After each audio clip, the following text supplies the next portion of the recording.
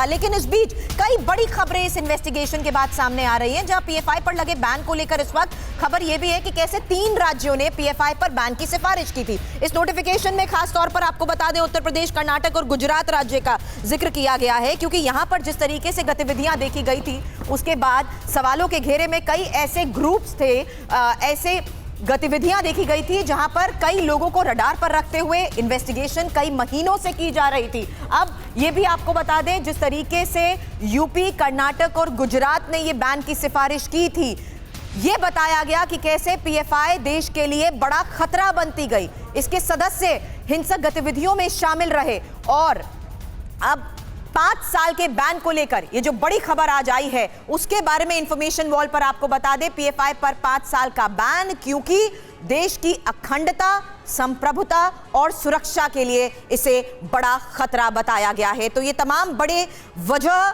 Business loan के लिए bank गए तो बिजनेस प्लान दिखाइए करके पूछते हैं। बिजनेस प्लान कैसे करना है, इसे प्रैक्टिकली सीखना है तो फ्रीडम ऐप को अभी डाउनलोड करें। इस नोटिफिकेशन में भी लिखी गई है कि कैसे जांच का दायरा बढ़ता गया तो कई आपराधिक और आतंकी गतिविधियों में इन्हें शामिल बताया गया।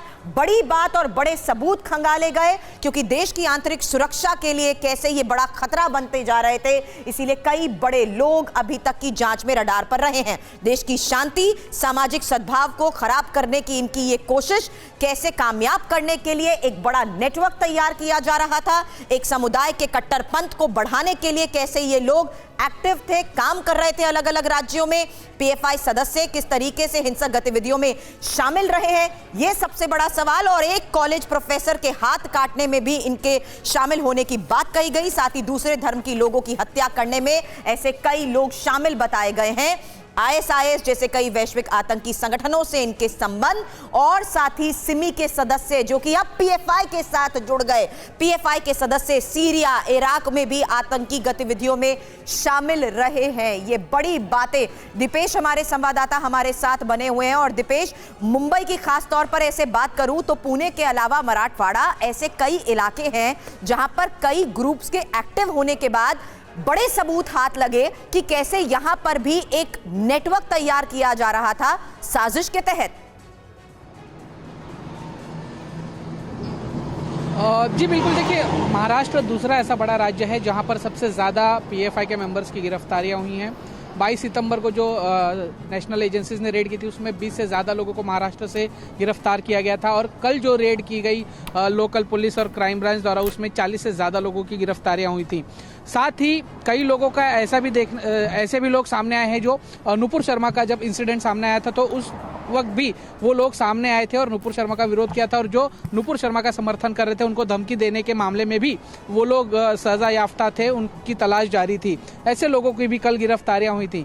तो एक तरह से देखा जाए तो महाराष्ट्र में भी पीएफआई जो है बड़े पैमाने पर अपने पैर फैला रही थी, और खास करके जो सेंसिटिव जोन्स है जैसे औरंगाबाद, मालेगांव या मुंब्रा कहें, इन सभी जगहों पर ड्रास्टिकली पीएफआई जो है वो फैल रही थी। जी बिल्कुल। और देखिए, पुनीत हमारे साथ जुड़े हुए, एक बार रुक करेंगे उनका। पुनीत, एक बहुत अहम सवाल यहां पर ये उठ रहा है कि पीएफआई से जुड़े हुए राजनीतिक संगठन, हम एसडीपीआई का नाम ले रहे हैं, कि उनके मेंबर्स भी एक्टिव थे, उनकी भी गिरफ्तारियां हुई हैं।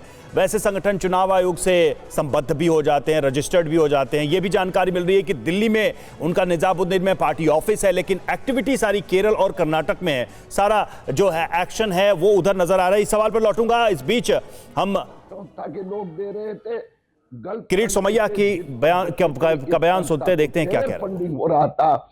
हिंदुस्तान में देशद्रोही प्रवृत्तियां नहीं चलेगी।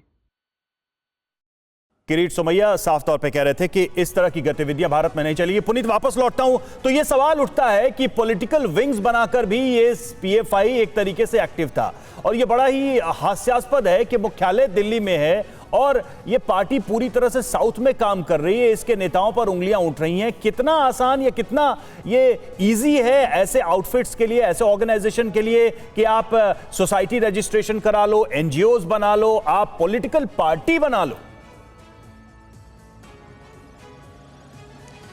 देखिए, समझना ये होगा कि केरल के कोझिकोड में सबसे पहले पीएफआई का दफ्तर था, लेकिन उसके बाद में इसको दिल्ली में ट्रांसफर कर दिया गया। दूसरी बात ये कि इन लोगों ने कहा कि जो अल्पसंख्यक हैं, जो दलित हैं, जो पिछड़ी जाति हैं, उन लोगों के उत्थान के लिए हम लोग काम करते हैं और इसलिए पीएफआई निर्माण की बात कही गई थी। लेकिन जो सबूत सेंट्रल एजेंसीज के पास लगे हैं वो इस बात की तस्दीक करते हैं कि कहीं ना कहीं पीएफआई और इसके मेंबर ये देश विरोधी गतिविधियों में शामिल थे और इसीलिए एनआरसी, सीए या फिर उत्तर प्रदेश में दंगों की बात करी जाए तो इसमें पीएफआई का नाम सीधे तौर पर सामने आया था। और इसीलिए खासतौर से इन लोगों को जब ये अचानक इकट्ठा हो जाते थे, अचानक एक बड़े संख्या में आकर के ये लोग विरोध प्रदर्शन करने लगते थे, सीए एनआरसी में भी यही हो, इसीलिए इनको फंडिंग कौन कर रहा है ये जानने के लिए सेंट्रल एजेंसी उमेश के पास कुछ अपडेट है। पुनीत लौट रहा हूं आपके पास, उमेश के पास कुछ अपडेट है। Umesh, over to you.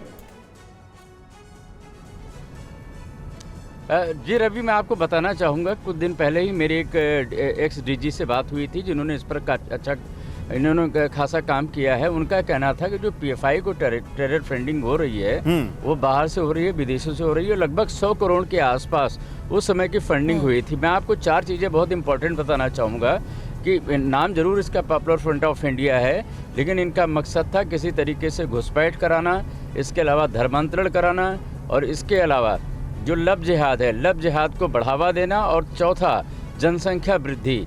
यानी कहीं न कहीं जो बात कही जा रही है 2041 तक, नहीं तो आप जो ये सारी बातें बता रहे हैं, अगर ये मोटिव है तो ये तो बहुत लॉन्ग टर्म मोटिव है। बिजनेस लोन के लिए बैंक गए तो बिजनेस प्लान दिखाइए करके पूछते हैं।